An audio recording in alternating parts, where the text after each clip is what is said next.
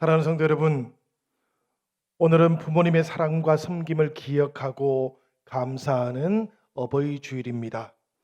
우리 사랑하는 부모님들에게 하나님의 위로하심이 임하기를 기원합니다. 그리고 자녀된 성도님들의 감사하는 마음이 또 잘 전해지는 그런 주일도 되기를 기원드립니다. 성도님들, 이 시간에 함께 우리 부모님 세대 되신 모든 성도님들에게 감사하는 마음을 한번 전해보면 좋겠어요. 저를 따라서 한번 해보시면 좋겠는데요. 감사합니다. 사랑합니다. 저보고 하지 마시고요. 옆에 계신 우리 부모님 세대들 보시면서 하면 좋겠네요. 우리 감사합니다. 사랑합니다. 인사 나누겠습니다. 감사합니다. 사랑합니다. 감사합니다. 그리고 오늘 우리 3부 예배 때는 우리 영신공동체가 자녀들하고 함께 또 온 세대 연합 예배도 드리게 되겠습니다. 특별히 자녀들을 더 축복해 주시는 그런 축복의 주일도 되시기를 기원드립니다. 이 특별한 주일 성경이 우리에게 전해주고 있는 말씀은 하나님께 축복받은 가정에 대한 말씀이에요. 특별히 야곱과 요셉 가족에 대한 이야기입니다. 우리들이 잘 알고 있는 것처럼 요셉은 애굽에 팔려간 후에 여러 가지 어려움을 극복하고는 총리가 되었어요. 그때 가나안에 살고 있던 형들이 양식을 구하기 위해서 애굽을 찾아왔지요. 요셉은 형들 앞에서 마음을 숨기지 못하고 결국에는 자신을 드러내고 말았습니다. 자기가 바로 요셉이라고, 형들이 팔았던 그 요셉이 바로 자기 자신이라고. 그래도 자기를 애굽에 팔았다고 근심하지는 말라고 이렇게 이야기를 전해 주었습니다. 생각을 한번 해봅니다, 여러분. 요셉은 어떻게 이렇게 말을 할 수가 있었을까요? 이것은 요셉이 하나님의 깊은 뜻을 깨달았기 때문입니다. 하나님께서 온 백성들과 이스라엘을 구하시기 위해서 형들보다 먼저 자기를 애굽에 보내신 그 하나님의 깊은 섭리를 깨닫고는 형들에게 한탄하지 말라고 그렇게 위로를 해 주었던 것이지요. 성도 여러분, 우리 다 같이 창세기 45장 5절 말씀 한번 읽어보도록 하겠습니다. 다 같이 읽겠습니다. 당신들이 나를 이곳에 팔았다고 해서 근심하지 마소서, 한탄하지 마소서. 하나님이 생명을 구원하시려고 나를 당신들보다 먼저 보내셨나이다. 아멘. 때때로 우리들은 사람들의 행동 때문에 마음이 상하지요. 시각이 흐려지기도 하고 악행을 잊지 않고 기억하기도 합니다. 그런데 여러분, 그럴 때 요셉은 어떻게 했습니까? 말씀을 보니까 당신들이 나를 팔았다고 해서 라고 그렇게 되어 있어요. 요셉 형들의 의도는 결코 선하지는 않았습니다. 요셉도 이것을 잘 알고 있었어요. 그러나 그럼에도 불구하고 요셉은 이어서 이렇게 말을 했던 것이지요. 근심하지 마소서, 한탄하지 마소서. 하나님이 당신들보다 나를 먼저 보내셨나이다. 여러분, 바로 이 지점이 요셉의 온갖 인간적인 감정들과 나쁜 기억들이 지워졌던 지점이에요. 요셉은 인간적인 감정들 대신에 하나님의 뜻을 먼저 생각했던 사람이었기 때문입니다.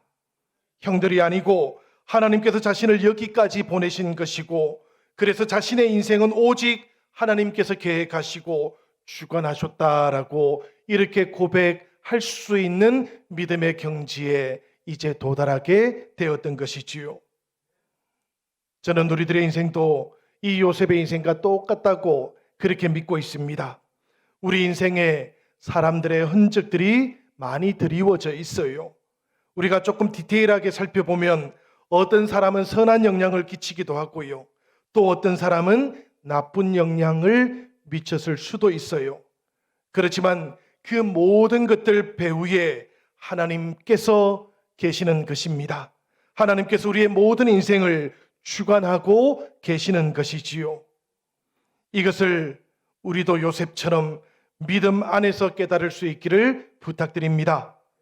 요셉은 이 하나님의 손길을 깨닫고 나서 비로소 이렇게 말할 수 있게 되었던 것이지요. 창세기 45장 8절의 말씀인데 제가 읽어보도록 하겠습니다.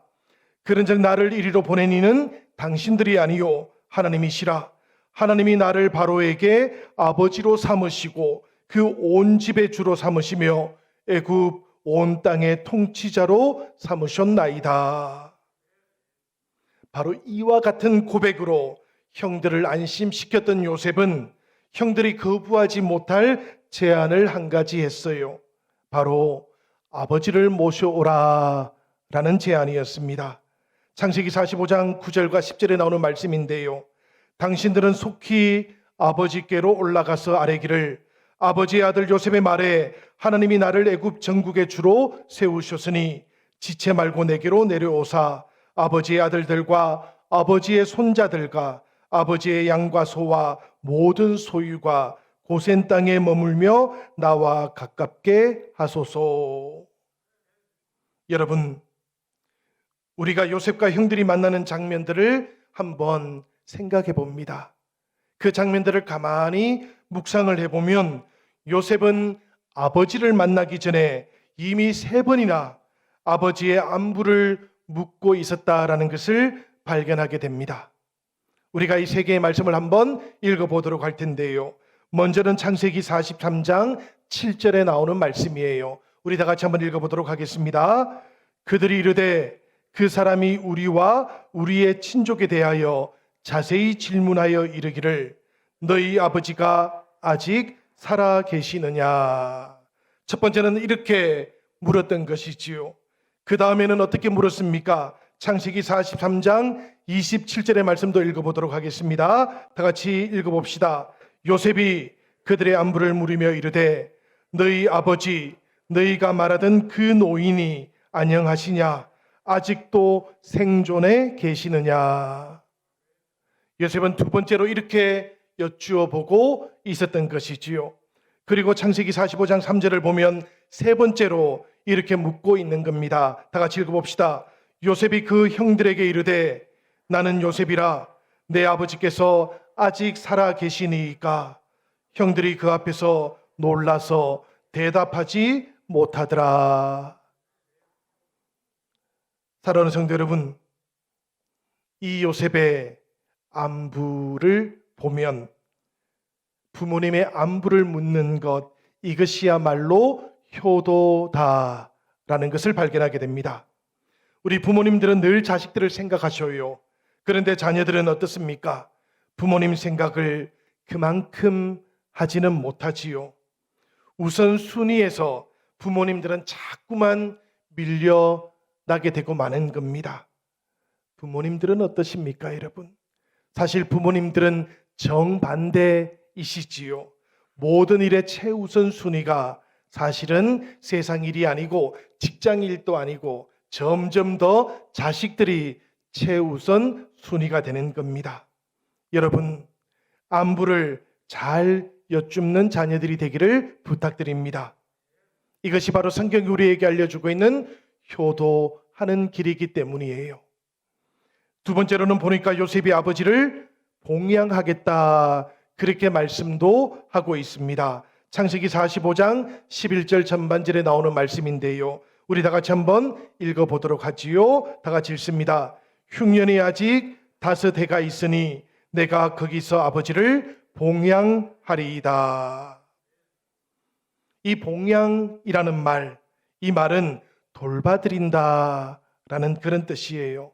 그리고 필요한 것들은 공급해드린다라는 그런 뜻입니다. 우리가 부모님 생활하시는데 불편함이 없도록 공급해드리고 돌봐드리는 것이지요.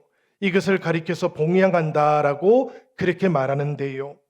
요셉은 야곱의 여생을 그렇게 돌봐드리고 싶었던 겁니다. 그래서 형들을 아버지께로 보내었던 것이지요. 이 형들이 야곱에게 돌아가서 했던 말 우리가 한번 들어보면 좋겠습니다. 창세기 45장 26절에서 27절까지의 말씀 제가 읽어보겠습니다. 요셉이 지금까지 살아있어 애굽 땅 총리가 되었더이다. 야곱이 그들의 말을 믿지 못하여 어리둥절하더니 그들이 또 요셉이 자기들에게 부탁한 모든 말로 그에게 말하매 그들의 아버지 야곱은 요셉이 자기를 태우려고 보낸 수레를 보고서야 기운이 소생한지라. 사실 야곱은 이미 오래전에 요셉을 마음속에서 묻어버렸던 것이지요. 그리고는 다시는 요셉을 볼 수 있을 것이라고 기대하지도 못했던 겁니다. 그런데 오래전에 죽은 줄 알았던 아들, 자기가 그렇게 사랑했던 아들이 정말로 살아있으며 애굽의 온 땅을 다스리는 총리가 되어 있다라는 그 소식을 듣게 된 것입니다. 말씀을 보니까 어떻습니까? 야곱의 마음이 어리둥절해져 버렸다 그럽니다. 사실 어리둥절해져 버렸다라는 이 표현은 그 상황을 적절하게 우리에게 알려주고 있지는 못해요. 히브리 언어를 통해서 직역을 해보면 야곱의 마음이 감각을 잃어서 마비되었다라는 그런 뜻입니다. 그만큼이나 믿을 수 없었다라는 뜻이지요. 그런데 이 야곱은 요셉이 보내었던 수레를 보고서야 다시 믿을 수 있게 된 겁니다. 그렇게 믿을 수 있게 되니까 기운이 다시 소생하게 되었던 것이지요. 수레를 보고서야 야곱의 마음이 열렸다라는 것은 무슨 뜻이겠습니까? 아들들이 진실을 말하고 있다라는 것을 비로소 받아들일 수 있게 되었다라는 그런 뜻이지요. 그러자 기운이 다시 소생했고 야곱은 즉시로 애굽으로 내려가기로 그렇게 결정을 했던 겁니다. 성도 여러분, 이렇게 결정했을 때에 야곱의 마음을 한번 떠올려 보시기를 바라요. 아주 긴 세월이 지나간 겁니다. 20년 넘는 세월이 지나갔던 것이지요. 오랫동안 잊어버리고 살았던 아들, 때때로 눈물을 흘렸던 그 아들이 다시 살아있다라는 그 소식을 듣게 되니까 야곱의 마음 걷잡을 수가 없게 된 겁니다. 바로 이 순간부터 야곱의 마음속에는 단 한 가지 생각, 단 한 가지 목표만 자리 잡고 있었던 것이에요. 바로 자기 아들을 보러 가고 싶었던 겁니다. 그래서 야곱은 장막 바깥에 놓여져 있었던 다른 그들에는 관심을 두지도 않았어요. 배가 고팠지만 먹을 생각조차도 하지를 못합니다. 오직 한 가지 사랑하는 그 아들을 만나야 되겠다라고 그렇게 생각만 하고 있었던 것이지요. 20년 세월이 흘러갔지만 비탄과 상실의 세월, 마치 존재하지도 않기라도 하는 것처럼 이제 그 마음 멈출 수가 없게 되고 말았던 것입니다. 성도 여러분, 이 야곱의 마음이 바로 부모님의 마음인 것이에요. 명심보감에 보면 이런 말이 나옵니다. 자식이 배부른가 따뜻한가를 부모님은 늘 물으시지만 자식들은 부모님의 배고프고 추운 것 마음에 두지 않는다. 그대에게 권하노니 부모님 섬기는데 힘을 다하라. 애당초 입을 것과 먹을 것 그대에게 뺏기니가 부모님 아닌가. 그렇습니다, 여러분. 부모님의 마음은 늘 자식들을 향해서, 우리들을 향해서 이런 마음이셨던 것이지요. 어느 방송 인터뷰를 보니까 딸네 집에 와 있는 친정어머니 이야기가 나와요. 손자를 돌봐주고 계시는데 한 달에 50만 원을 받으신다는 겁니다. 그런데 이 어머니 월급날이 되면 기분이 그렇게 좋으시대요. 그런데 그리고 나서 이어지는 말씀을 보니까 무슨 이야기인지 공감이 돼요. 그 어머니 하시는 말씀이 이거 다 모아가지고 나중에 다 돌려줘야지요. 이렇게 이야기를 하시는 겁니다.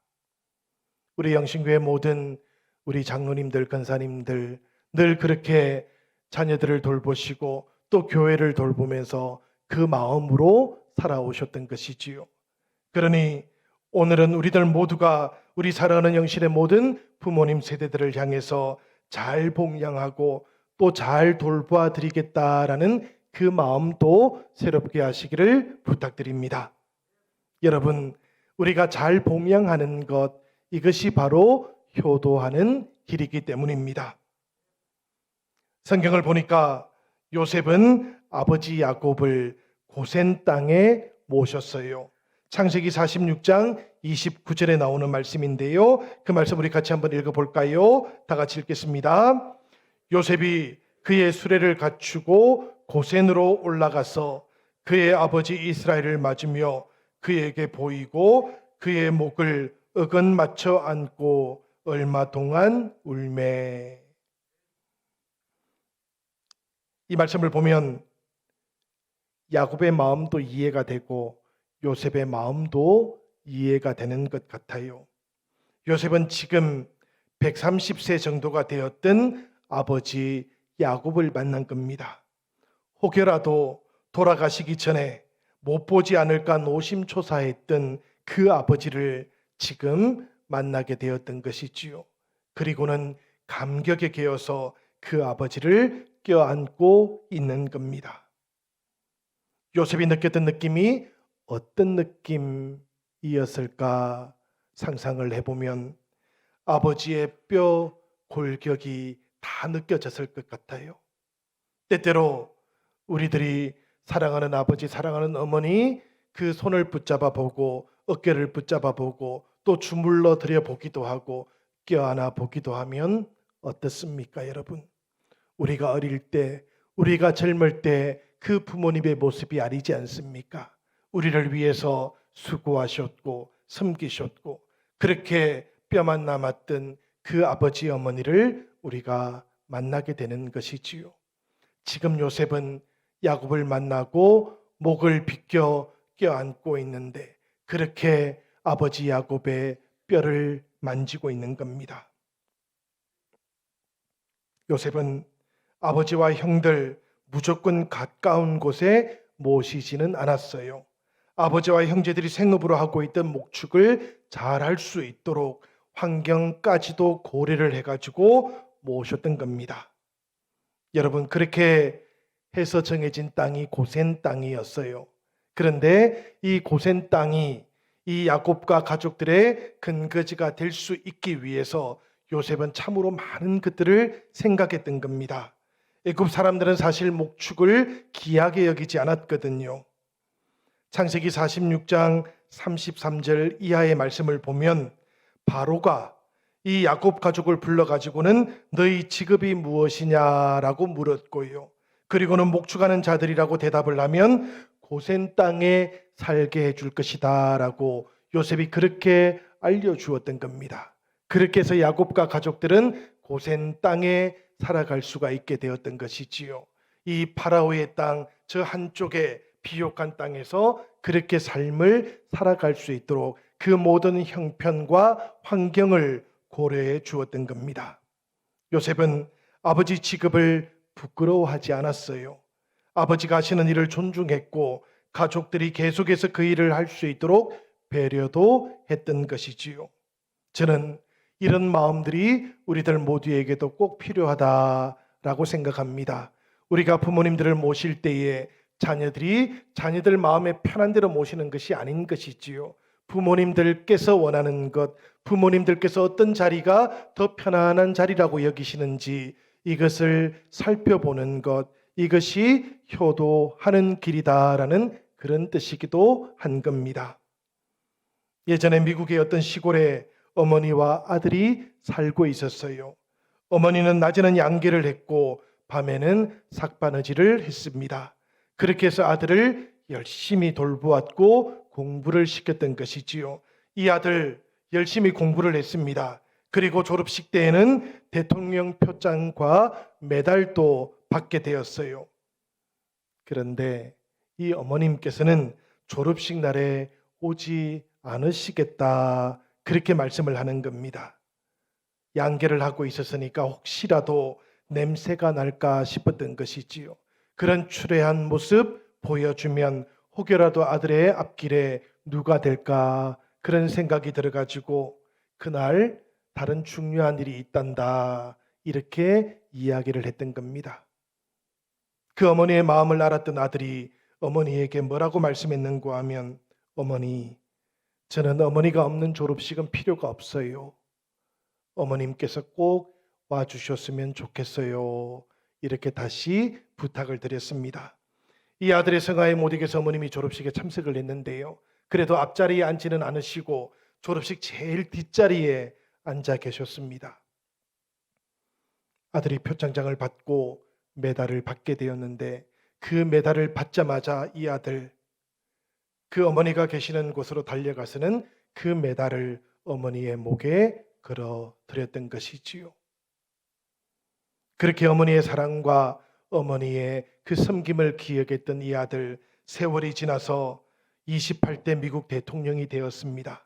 그리고 1913년에 국회에 건의안을 올렸어요. 5월 둘째 주일은 어머니의 날로 제정했으면 좋겠다. 그렇게 제안을 했고 국회에 통과가 되었습니다. 우리가 지금 섬기고 있는 어버이의 날, 이 날은 그렇게 해서 시작이 되었던 것이지요. 성도 여러분, 우리들도 오늘 이 어버이의 날을 맞이하면서 다시 한번 이 의미를, 그리고 이 마음을 기억하는 날이 되면 참으로 좋겠습니다. 사실 우리들 가정마다 독특한 상황들은 다 있을 것 같아요. 그런데 그런 상황들 속에서도 가장 좋은 것들을 한번 찾아보십시오. 그리고 그 좋은 것들로 부모님들을 공양하시고 섬기고 돌보면서 살아가는 우리 사랑하는 성도들이 되시기를 주님의 이름으로 부탁을 드립니다. 야곱을 보니까 요셉을 만나고 나서 야곱은 이렇게 외쳤어요. 이제는 죽어도 좋다. 그렇게 말했을까요, 여러분? 우리 성경 한번 읽어보시지요. 창세기 46장 30절에 나오는 말씀입니다. 다 같이 읽어보겠습니다. 이스라엘이 요셉에게 이르되 내가 지금까지 살아있고 내가 내 얼굴을 보았으니 지금 죽어도 조카도다. 이 마지막에 나오는 지금 죽어도 조카도다 라는 이 말이 우리말로 하면 어떻게 되겠습니까, 여러분? 이제는 죽어도 좋다라는 그런 외침 아니겠습니까? 죽은 줄 알았던 요셉을 만나고 나니까 이 야곱의 마음속 근심이 다 사라져 버렸던 것입니다. 부모님 마음이 이러합니다, 여러분. 자식들 건강하게 사는 것 보면 기쁘시고요. 화목하게 살아가는 것 보면 기쁘시고요. 그리고 형제 자매들 잘 의논하고 화합해서 살아가는 모습만 보면 그 마음이 기쁘시고, 그래서 이렇게 살면 여한이 없겠다, 그렇게 고백하시는 것이지요. 성도 여러분, 우리들도 어려운 관계들이 있을 때 화해를 위해서 먼저 기도하는 성도님들이 되시기를 바랍니다. 그리고 성령님의 능력을 힘입어서 먼저 화해를 시도하시는 그런 성도님도 되시기를 주님의 이름으로 부탁을 드립니다. 바로 이렇게 효도했던 요셉, 이 요셉을 향해서 오늘 본문의 말씀은 아버지의 축복을 전해주고 있는 것이지요. 부모님의 축복을 선포해주고 있는 겁니다. 그 가운데서 우리들은 창세기 49장 22절과 25절의 말씀을 같이 읽어보도록 하겠습니다. 우리 다 같이 읽어보도록 하지요. 요셉은 무성한 가지 곧 샘 곁에 무성한 가지라. 그 가지가 담을 넘었도다. 내 아버지의 하나님께로 말미암나니 그가 너를 도우실 것이요 전능자로 말미암나니 그가 내게 복을 주실 것이라. 위로 하늘의 복과 아래로 깊은 샘의 복과 젖먹이는 복과 태의 복이리로다. 아멘. 이 말씀을 보니까 야곱이 요셉에게 부어줬던 축복의 내용은 두 가지로 요약을 할 수 있겠어요. 첫 번째는 보니까 가지가 담을 넘을 정도로 무성하게 되는 겁니다. 여러분, 여기서 무성하게 되다라는 말은 히브리 말로는 파라라는 말이에요.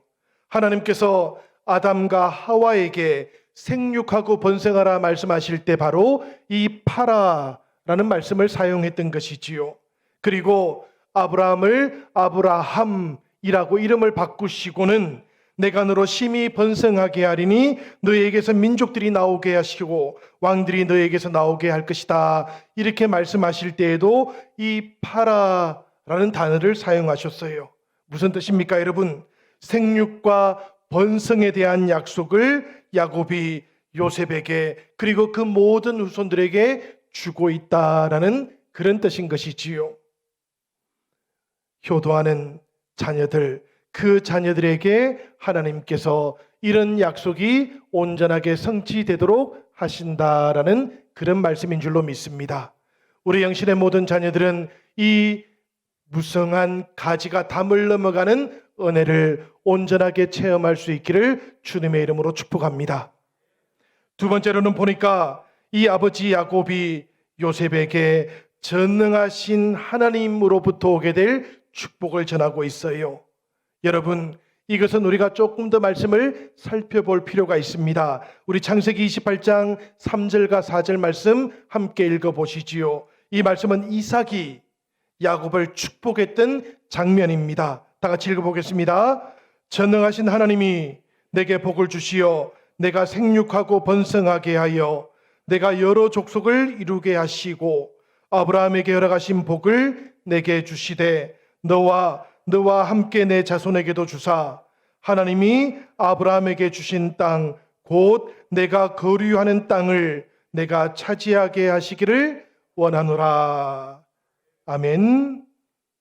이 축복의 기도 속에서 이삭은 야곱을 축복하실 하나님이 바로 아브라함의 하나님이시라고, 그리고 자신의 하나님 이삭의 하나님이시기도 하다라고 그렇게 말씀하고 있는 것인데요. 그런데 지금 야곱도 역시 이 전능하신 하나님께서 요셉의 하나님 되시기를 축복하고 있는 겁니다. 그러니까 여러분, 야곱은 지금 요셉을 향해서 가축이라든지 돈이라든지 집이라든지 지위와 명예, 이 땅의 그 어떤 것을 축복하고 있는 것이 아니고 자기가 믿고 자기가 알고 있던 그 하나님을 요셉을 위해서 축복하며 유산으로 남겨주고 있다라는 그런 말씀이에요. 우리 영신 성도들이 하나님 앞에서 정말로 자녀들을 축복한다면 이런 축복의 말씀을 전해줄 수 있으면 좋겠습니다. 여러분, 우리가 우리 자녀들을 위해서 어떤 축복을 마음속에 품고 있는지를 한번 돌아보시기를 바랍니다. 우리의 유산은 또 무엇인지도 돌아보시기를 바라요. 우리가 자녀들을 위해서 우리가 믿고 있는 하나님, 이 하나님을 온전하게 전해주는 믿음의 부모님들이 되시기를 기원합니다. 그러면 전능하신 하나님, 우리들의 하나님께서 위로 하늘의 복과 아래로 깊은 샘의 복을 우리 영신의 모든 자녀들을 위해서 부어 주실 줄 믿습니다. 그리고 젖먹이는 복과 태의 복을 우리 모든 자녀들에게 허락해 주실 줄 믿습니다. 우리 자녀들이 이 땅을 살아가는 동안에 사랑하는 배필을 만나고 가정을 이루고 이 가정이 주님 안에서 온전하게 축복받는 그런 가정이 되도록 하나님께서 우리들 모두와 사랑하는 모든 자녀들과 함께 하여 주실 것입니다. 이 은혜와 축복 우리들 모두에게 함께 할 수 있기를 이 시간 우리 기도하며 하나님께 나아갈 수 있기를 원합니다.